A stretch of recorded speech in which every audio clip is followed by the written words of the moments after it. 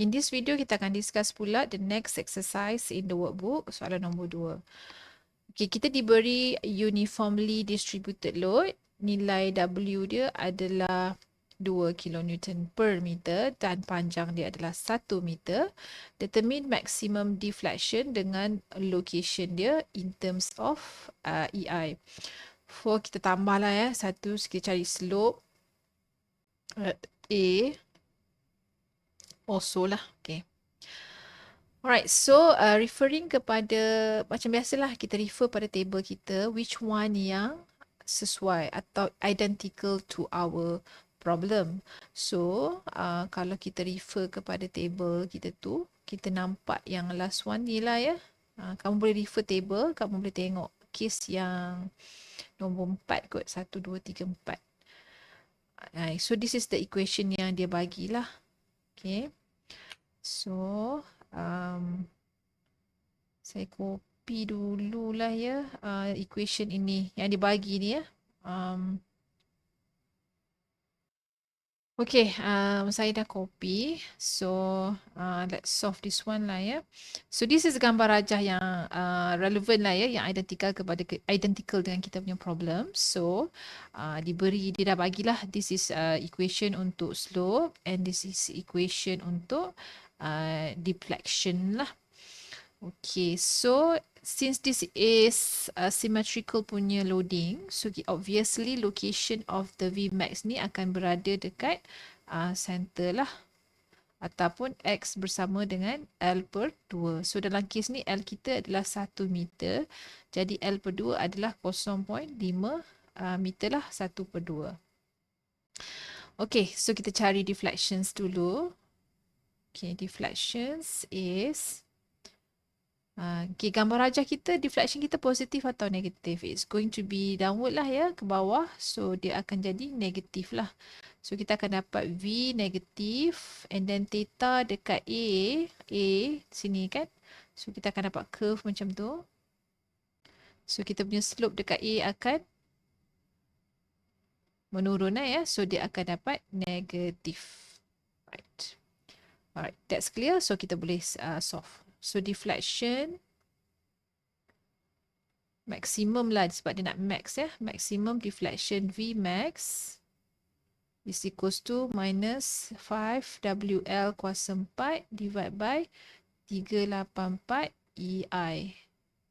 Okay, so saya boleh masukkan nilai W. So W ni is this one lah ya. Diberi dalam soalan dia adalah 2 kN per meter. So kita masukkan 2.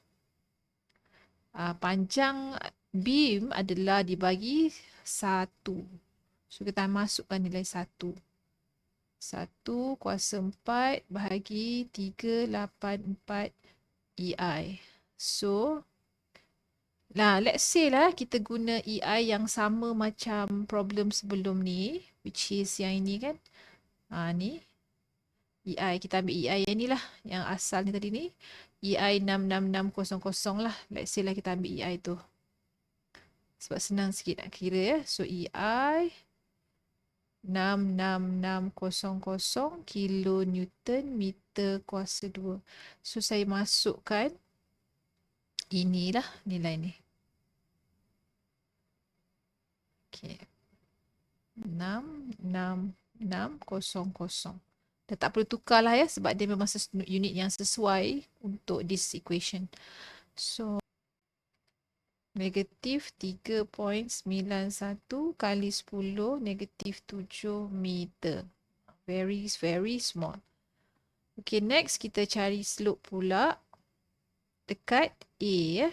So dekat dalam equation ni dia bagi theta max. So kalau kamu refer pada gambar tu, theta max adalah dekat sini dengan sini dia adalah sama. So kita boleh ambil lah. Dan kita tahu dia punya sign is going to be negative. So just letak negatif kat depan lah. So negatif WL kuasa 3 24 EI.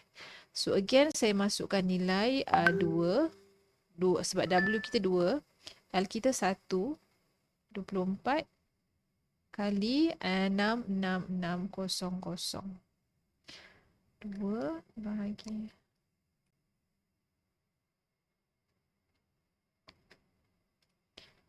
Okay, negatif 1.25 kali 10 negatif 6 radian. Okay, alright. Tadi dia mention location of maximum deflection lah. Tadi kita dah bagi tahu lah dekat sini maximum location ya. So kena tulis lah sikit ya. Saya terlupa nak tulis maximum deflection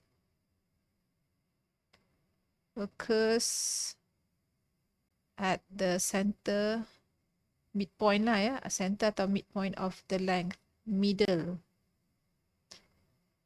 of the beam's length.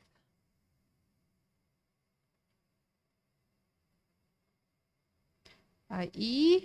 X equals to 0.5 meter. Okay dah.